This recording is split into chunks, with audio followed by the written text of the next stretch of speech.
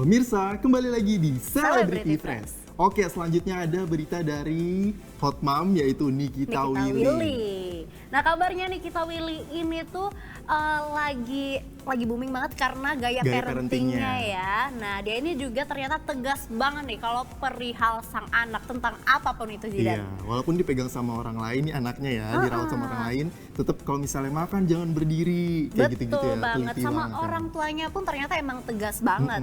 Penasaran kan? Ini dia.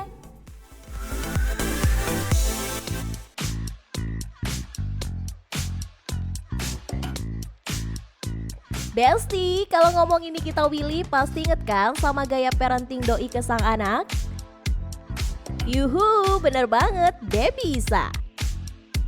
Gaya parentingnya oke banget loh Besti, sampai diikutin oleh ibu-ibu di Indonesia. The best kan? Nah, ternyata Baby Isa ini sedang memasuki masa MPASI loh Besti. Pasti pada penasaran kan seorang Baby Isa apa ya MPASI-nya? Jangan kaget ya Besti, walaupun Baby Isa punya orang tua yang tajir melintir, ternyata ia malah suka makan tempe loh. Kalau kata Nikita Willy nih, selain harganya murah, tempe juga memiliki nilai gizi yang sangat tinggi. Jadi karena saat hamil aku tuh hampir setiap hari makan tempe, nggak tahu aku tuh mau banget makan tempe. Terus pada saat Isa mulai MPASI, aku cobain tempe sekali ke Isa tuh bisa makan banyak banget tempe gitu. Jadi menurut aku tempe adalah makanan favoritnya dia. Dia bisa makan nasi pakai tempe aja kalau misalkan dia lagi bosan makan apa-apa. Emang gak bisa dipungkiri ya Besti, semenjak menjadi seorang ibu, gaya parenting Nikita Willy selalu menjadi sorotan. Ada yang pro dan ada juga yang kontra. Bahkan sang ibu juga menganggap kalau Mbak Niki ini terlalu tega loh ke Baby Isa. Iya, kata ibu saya itu tega banget gitu ya gitu. Karena kita nggak pernah membiasakan pada saat dia menolak suatu makanan, aku langsung mengganti dengan makanan yang dia suka gitu. Karena itu akan menjadi anak picky eater gitu. Jadi kalau Wah, beneran tegas banget ya Bun. Oh ya Besti, walaupun masih berusia 15 bulan, ternyata Baby Isa sudah bersekolah loh. Gimana ya kegiatannya selama di sekolah? kalau di kelas aktivitasnya tuh kayak baca buku sama-sama, terus kayak makan siang di meja sama anak-anak lain, terus sensory play, terus denger musik, main musik gitu. Di balik penampilan Nikita Willy yang selalu tenang dan elegan, ternyata Nikita Willy juga pernah loh Besti mengalami masa stres. Pernah dong, pasti pernah gitu. Walaupun memang karena mungkin aku berakting dari umur 8 tahun kali ya. Jadi kalau misalnya di depan anak tuh kayak senyum, iya nggak apa-apa. Cuma kalau misalkan udah anak nggak ada di depan kita, sama juga kayak ibu-ibu lain kayak marah, nangis kadang-kadang kalau malam-malam sama aja sih. Di tengah kesibukan Nikita Willy sebagai seorang ibu, ternyata ia juga selalu menyempatkan waktu berdua bersama sang suami.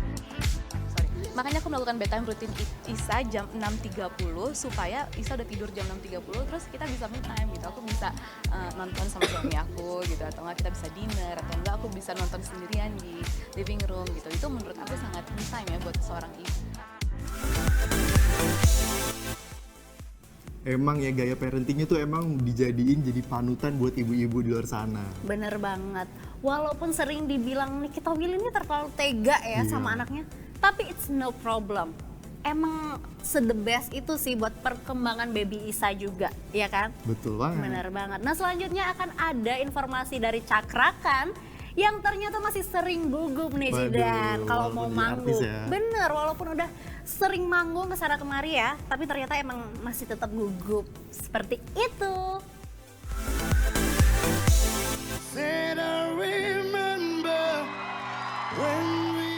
Baru-baru ini netizen dibuat terkejut dan bangga ya Besti sama salah satu penyanyi Indonesia yaitu Cakrakan.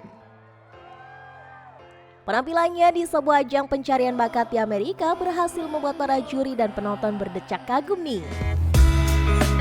Wah, keren banget sih Bang Cakrakan. Walaupun sudah melalang buana sebagai penyanyi, ternyata Cakrakan masih suka gugup loh Besti saat tampil bernyanyi.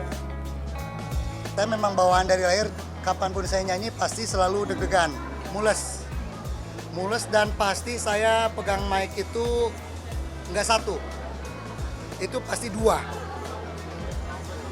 Pasti Karena kalau satu pasti tremor.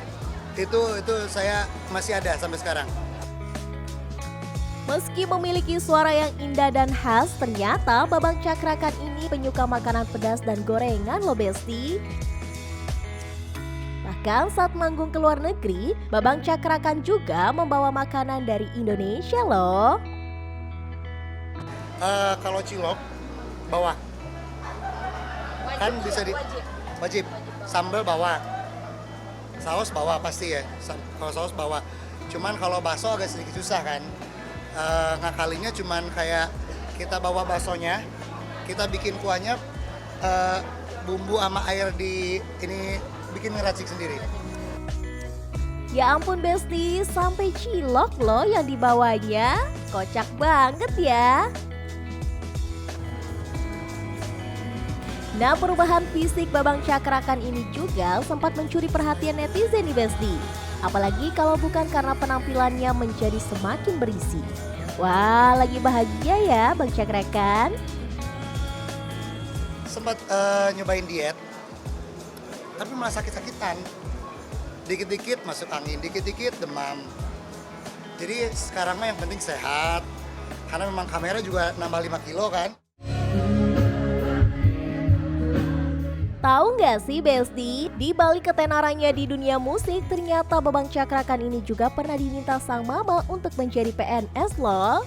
Waduh, beneran nggak sih Bang Cakra?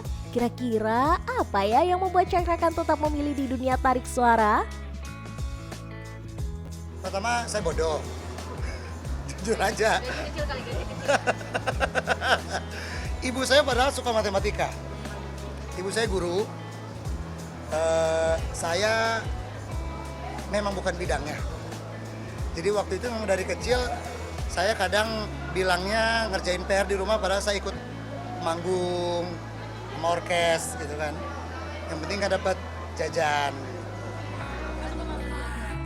Jadi emang dari kecil ya Besti udah suka nyanyi? Selain cinta di dunia tarik suara, ternyata Bang Cakra ini juga cinta banget loh sama binatang.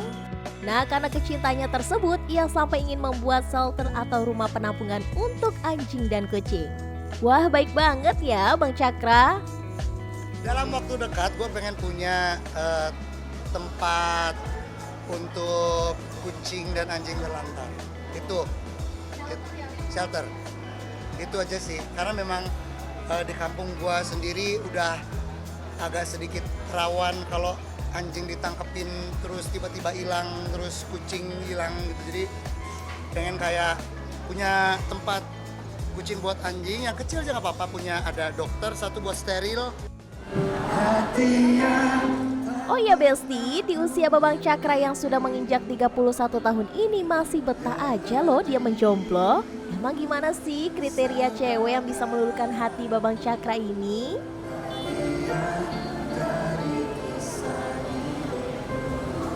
Cuman kalau saya, kalau ditanya kriteria yang penting bisa masak, saya juga bisa. Lebih spesifiknya bikin sambal yang enak. Tapi hebat banget ya Zidan, walaupun nervous tapi dia masih lolos loh di ajang pencarian bakat yang ada di pastinya Amerika. membanggakan Indonesia. Bangga banget dong, siapa sih yang nggak bangga? Nah, dan gak cuma itu aja, ada informasi dari Amel Carla yang makin kesini makin cantik nih. Makin cetar ya kan? Iya, bener banget. Langsung aja kita lihat ini dia informasinya.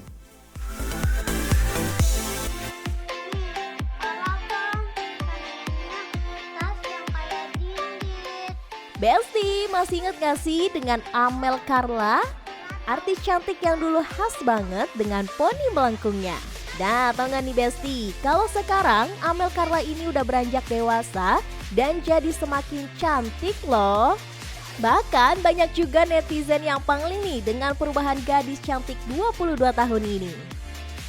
Kalau dengerin suara sama ngobrol bareng masih tetap ngenalin kali ya, cuman emang udah nggak pakai poni lagi, terus juga kalau image-nya dulu gembul gitu ya udah nggak gembul lagi, tapi kan orang pasti berubah untuk yang lebih baik, jadi semoga semuanya pada ngenalin aja sekarang kayak gimana.